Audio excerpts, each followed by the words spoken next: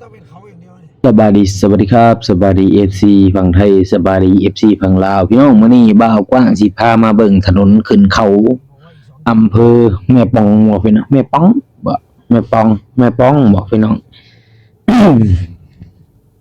บ่าวกว้างก็บ่เคยมาอีกเทื่อเช่นนี้พี่น้องโอ้ขึ้นเขาลงห้วยลงห้องพี่น้องโอ้ไปตาอัน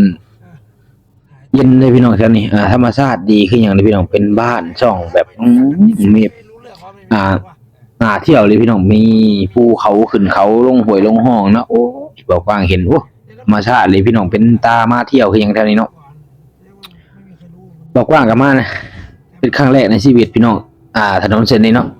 แบบขึ้นห้วยลงห้องพี่น้องแบบธรรมชาติแบบมีห้วยมีห้องมีนะพวกนี้อันนี้ผู้จัดการเปิดพามาเนาะอันนี้นี่เห็นบ่วิวธรรมชาติพี่น้องนักท่องเที่ยวเขาไปข้างในมีนักท่องเที่ยวเลยพี่น้องข้างในนี่ มีนักท่องเที่ยวเนาะกระโดดบดีอย่ามาได้พี่น้องเส้นนี่เขาบอกนะเขาหลายเนาะเขาหลายอะไรอยู่ในเส้นนี้นะรถทางกันน้อยๆเนาะแต่ว่านักท่องเที่ยวหลายแล้วข้างในนี่พี่น้องบอกว่าเคยมาครั้งแรกเลยในชีวิตนี่บ่เคยเห็นก็ได้เห็นพี่น้องในรถนะเพิ่นมาเที่ยวเนาะไปจากคนไทยไปจากต่างชาติเนาะพี่น้องฝรั่งก็หลายพี่น้องเกาหลีก็หลายเนาะจีนก็มีเนาะมีทุกประเทศแหละพี่น้องอย่างนี้นะเขาไปจะคือว่าอันทางเขาสวนนี่แหละพี่น้องแต่ว่าการที่ว่าเขาไปนี่ปุ๊บนี่เขาไป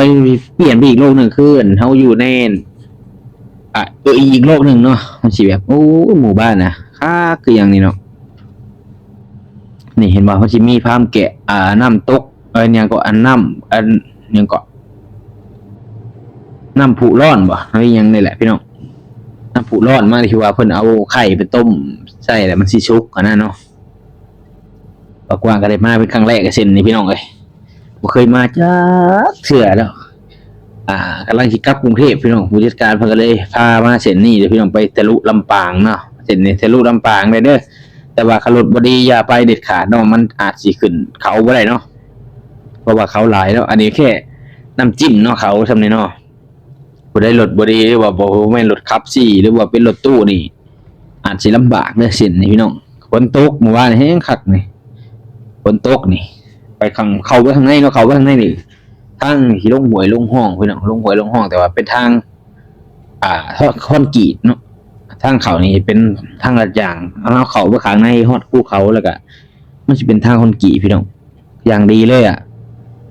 นี่เห็นบ่เลี้ยวซ้ายเลี้ยวขวาเลี้ยวซ้ายเลี้ยวขวาเพราะมันเป็นทางในภูเขาเนาะนี่แบบงามแบบธรรมชาติอะไรพี่น้องแถวนี้มึงนี่กว้างก็บ่เคยเห็นเนาะได้มาเห็นโอ้โหตื่นตาตื่นใจพี่น้องผู้จัดการไปดอกเว้ยได้พาเที่ยวเพิ่นว่าเนาะจัดไปเนาะว่ากว้างก็บ่เคยไปก็อยากมาอยากเห็นเนาะนี่พี่น้องเห็นบ่รถเพิ่นเข้ามาเที่ยวก็หลายมื้อนี้เพิ่นรีสอร์ทก็โอ้ริมน้ำแบบลำไทยเขาเอิ้นหยังก็ลำน้ำบ่แบบคลองน้ำนะก็บ้านบ่กว้างเขาจะเอิ้นห้วยเอิ้นห้องเนาะแต่ว่าเพิ่นเฮ็ดแบบงามพี่น้องเป็นรีสอร์ทแบบพักแบบลมเย็นคือหยังเนาะเป็นตานอนม่วนคือหยังเปิดแบบบ่ต้องเปิดแอร์เนาะแล้วก็บอกว่าไปอุทยานแห่งชาติพี่น้องของจังหวัดของอำเภอหยังก็ผาอันนั้นหยังก็อำเภอกิ้วพินกิ้วพินนี่แหละพี่น้องแม่นมาเนาะบอกว่าอ่านบ่เป็นก่อนบอกว่าบ่ค่อยรู้ปานใดพี่น้องเช่นนี้นะบ่เคยมาจักเทื่อเนาะแบบมันเข้าไปลึกดีพี่น้องแบบธรรมดาบอกว่ามาเองนี่ย่านลงที่อยู่พี่น้องเอ้ยย่านลงที่ลงทางอยู่เพราะว่ามันลี้ลับนี่เห็นบ่พี่น้องมันเป็นบ้านเพิ่นพวกนี้เป็นบ้านเป็นรีสอร์ทพี่น้องนี่เป็นตาอยู่แบบมันลมเย็นนะไฟอิหยังก็เข้าไปฮอดเลยพวกนี้เพิ่นเฮ็ดเป็นตาเย็นคือหยังพวกนี้ป๊าพี่น้องเอ้ยสะออนประเทศไทยพวกนี้เป็นมีหม้องเที่ยวหลายเลยยอมรับเลยนี่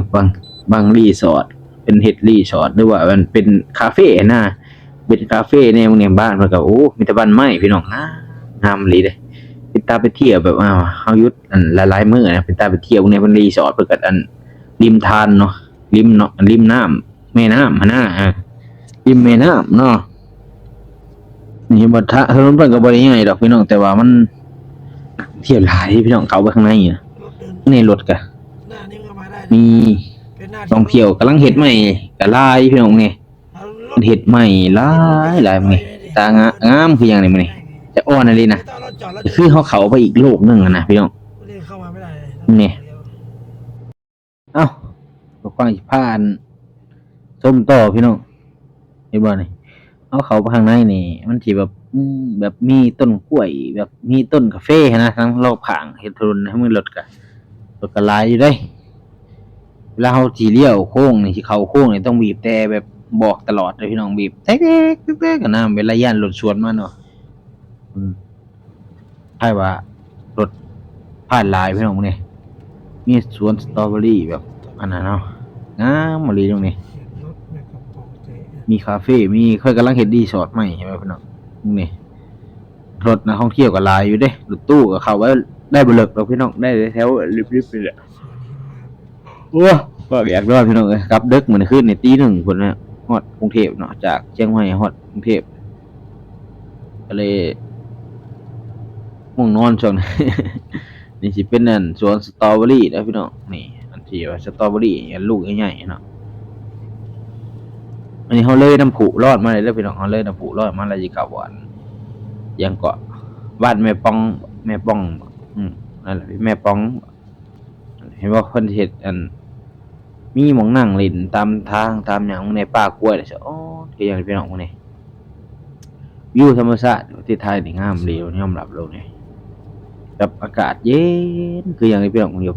เป็นตาไปนอนเว้นคือแบบคล้ายๆว่าเป็นตาไปกลางเต็นท์นะพี่น้องเป็นตาไปกลางเต็นท์ ธรรมดาไม่มีคนหรอก มึงไงเอ้าผู้ใดอยากเบิ่งคลิปก็รับชม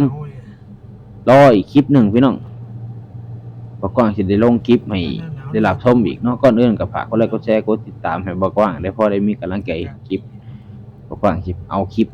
แบบนี้มาฝากอีกเนาะเพราะว่าบ่กว้างถ่ายมาหลายคลิปอยู่เนาะบางคนก็มักเบื่อถนนแล้วเนาะบ่กว้างก็เลยถ่ายคลิปแบบนี้มาให้เอ้าฝากกดไลค์กดแชร์กดติดตามกำลังใจให้บ่กว้างเด้อพี่น้องพอได้มีกำลังใจเฮ็ดคลิปเนาะรับชมกันต่อไปอาจจะมีคลิปอีกคลิปหนึ่งเนาะบอกว่าถ่ายแล้วล่ะแต่ว่ากำลังตัดต่ออยู่เนาะกำลังพันแล้วเนาะเอา